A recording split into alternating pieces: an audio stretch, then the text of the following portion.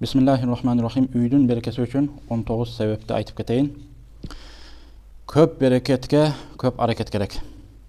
Эң биринчи адамзаттын үйү берекелүү болуш үчүн ал үйдө ибадат көбүрөөк болуш керек. Аллах тааланын өкүмдөрү аткарылып, намаздар окулуп, арам иштерден сакталуу болуш керек.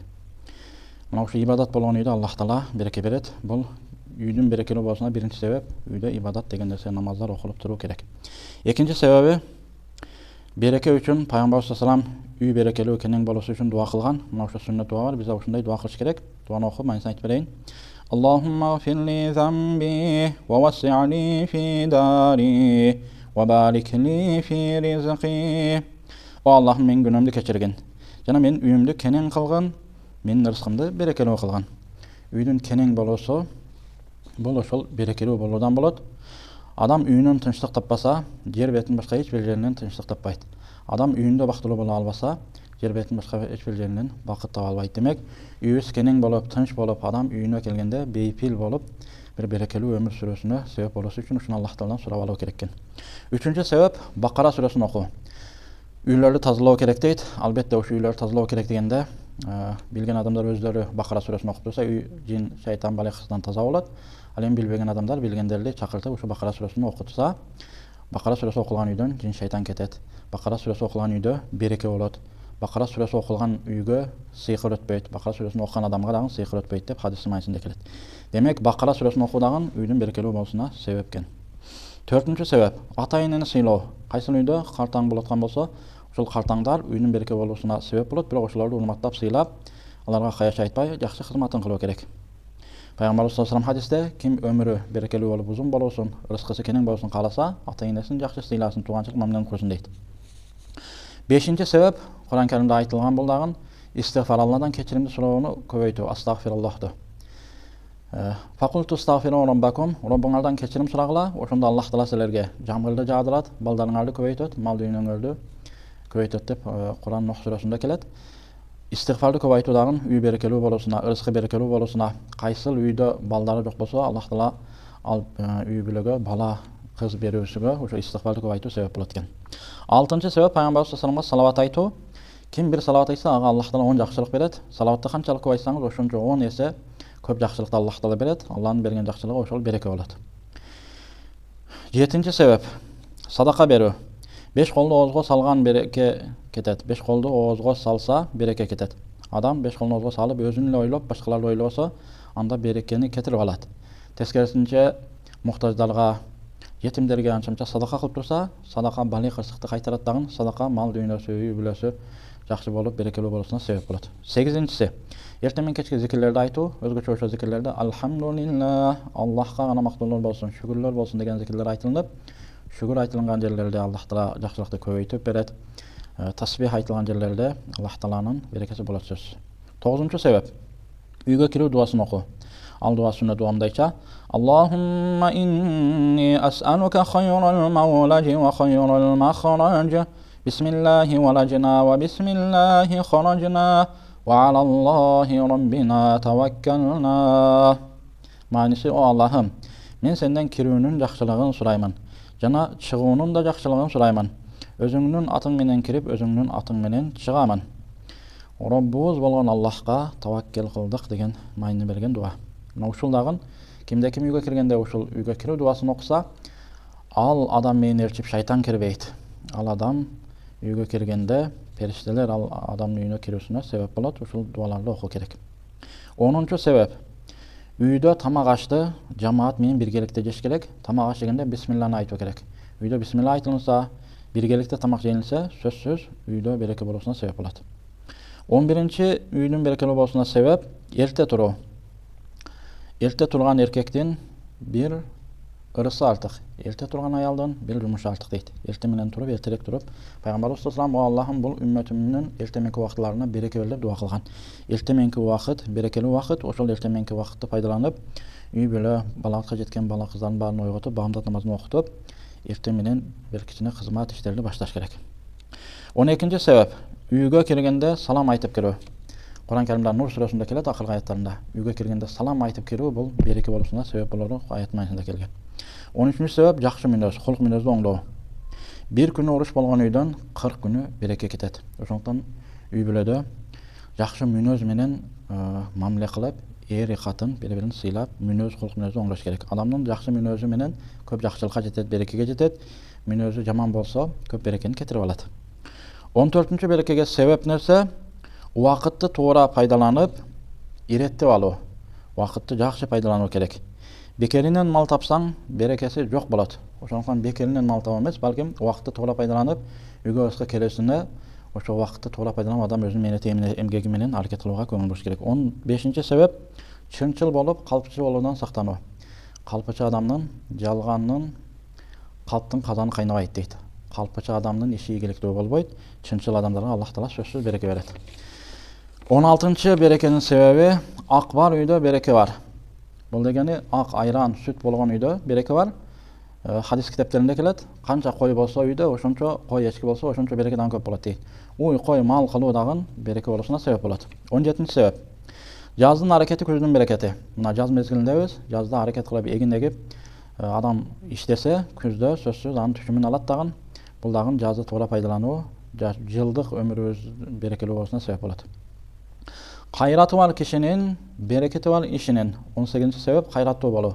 Адам кайраттуу эле болсо, Кудай Таала анын кайратыны текке кетирбей, сөзсүз ийгиликтерин насип этет. 19-cı себеп элде катын ынтымагы, капкалуу калаанын берекеси болот. Үй бүлөдө аял эркек ынтымак болуш керек. Ынтымак болбосо береке болбойт. Өзгөчө ушул нерсеге майны берип, ынтымакка өзгөчө көңүл буруу керек. Талаш тартыш, каяша айтышуу деген нерсени жок кылыш керек. Кур'ан Каримде берекеге тиешелүү 30-дан ашык Аллах Тааланын аяттары бар. Ошонун кээ бирин окуп бүтүрөйүн иншалла. Ал-Имран surasi 96-cı ayette Allah Taala berekeye teşekkür ayeti.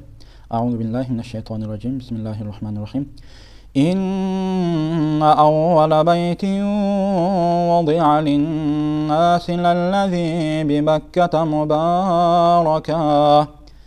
mubarakan ve huden lil-âlemin. Çındığında en birinci adamlar üçün mescit bolup koyulgan üy bul Mekke. Mekke'nin ayette Bakka dep geldi. Көп иланылган себептен ошо ило деген сөздүн алынган деп алымдар айтат. Ал Меккени мубарака, берекелүү орун кылдык. Жана бүткүл ааламдар үчүн хидаят кылдык дейт. Аллах Таала Мекке шаарын өтө берекелүү кылган. Колдон келген байлыгы жеткендер ушу берекелүү орунга барып, анын берекесинен өзүнө жогузуп алыш керек. Ким ажылыкка барып Меккени зыярат кылган болсо, өмүр бою ал кедей болбойт деген пайгамбар салам. Демек, Мекке өтө берекелүү, жер бетиндеги эң берекелүү жер Мекке экен. Андан кийинки аятта Аллах Таала A'raf surasının 96-cı ayetinde وَلَوْ أَنَّ أَهْلَ الْقُرَىٰ آمَنُوا وَاتَّقَوْا لَفَتَحْنَا عَلَيْهِمْ بَرَكَاتٍ مِنَ السَّمَاءِ وَالْأَرْضِ Egerle ayıl elleri imandуу bolup takva bolursa, alarga asman jana жердин bereket eşiklerini açıp koyabız.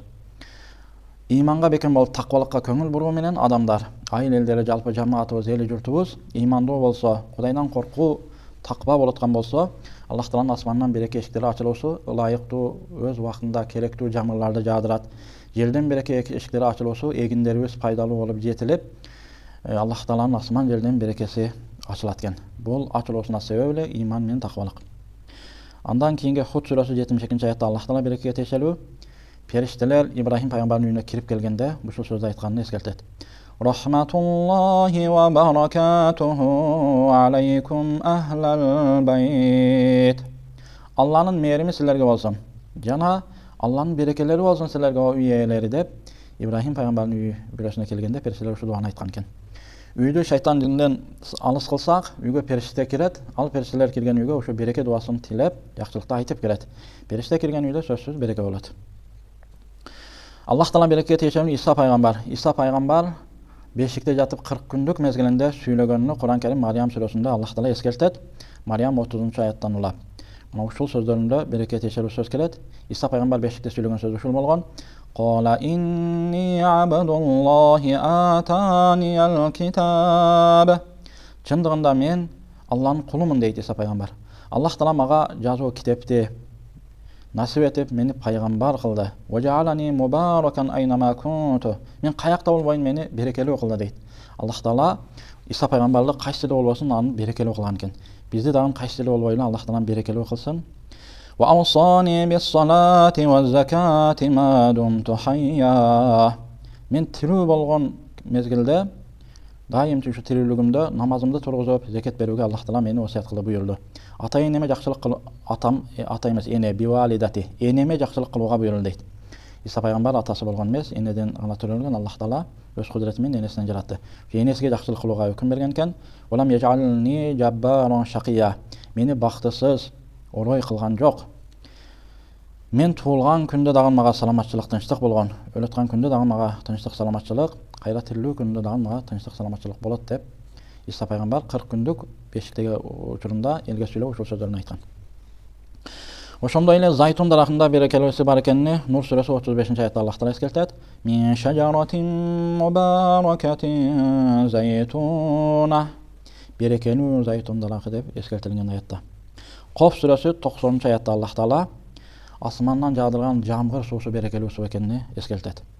Ва наззална минас самаи маан мубарака فأنبتنا به جنات وحب الحصيد. Asmandan берекелүү сууну биз түшүрдүк. Анын себеби менен көптөгөн бак дарактарды, өсүмдүктөрдү өстүрдүк дейт Аллах Таала. Жамгырдын сууну ушундай берекелүү кылган, жамгыр суу менен жерде тирүү болуп өсүп аткан өсүмдүктөрдүн баары Аллах Тааланын ошо берекелүү жамгырдын суу менен өсүп атат. Кур'ан берекелүү. وَهَذَا كِتَابٌ أَنزَلْنَاهُ مُبَارَكٌ. Бул китеп, Кур'ан китеп, анзалнаху, Аллах Таала өзү түшүргөн китеп. Мубарак, берекелүү китеп. Фаттаби'уху ваттaqу ла'аллакум турхамун. Куранга эргешкиле, Алладан коркуп таква болгула, Алланын мээримине бөлөнөсүңөр. Ан'ам сүрөсү 155-аят бул. Пайгамбарыбыз береке үчүн дуа кылган жана дуасы келет. Мадинага берекелүү болушуна дуа кылган. Мынтип дуа кылган экен. Аллахумма жа'ал бил мадинати ضعفيما بمكة من البركة. О Аллахым, Меккени кандай берекелүү кыламысың? Меккеден 2 эсе Мадинаны берекелүү кыл деп, Мадинада жашап, Мадина Меккеден дагы берекелүү болушуна пайгамбар дуа кылган. Жана пайгамбарыбыз саллаллаху алейхи ва саллям эгин түшүмдөргө дуа кылган дуасы келет. Hadiste Allahumma barik lana fi sa'ina wa muddina. O Allah'ım biz üçün ölçөгөн ölçöөлөрүбүзгө, кила салмактарыбызга береке берген. Wa ja'al ma'al barakatayn. Ар бир береке жакшылыкка 2 эсе береке кылып, берекебизди көбөйткүн деген. Аллах Таалам менин өмүрүмө береке берсин, сиздердин өмүрүңүздөргө береке берсин. Аллах Таалам күндөрүбүзгө, убактыларыбызга береке берсин. Аллах Таалам баарыбыздын ырыскыбызга береке берсин, үй бүлөбүзгө береке берсин, дүйнө ахиретибизге береке берсин. Баракаллаху лана ва лакум фил Кур'анил азим. Аллах Таала мен үчүн жана сиздер үчүн Кур'андын ар бир аяттарында, Кур'анды окууда, Кур'анга амал кылууда береке берсин. Аллах Таалам Кур'ан аяттарында айтылган насааттарды мага дагы, сиздерге дагы пайдалуу кылсын, берекелүү өмүр сүрүүнү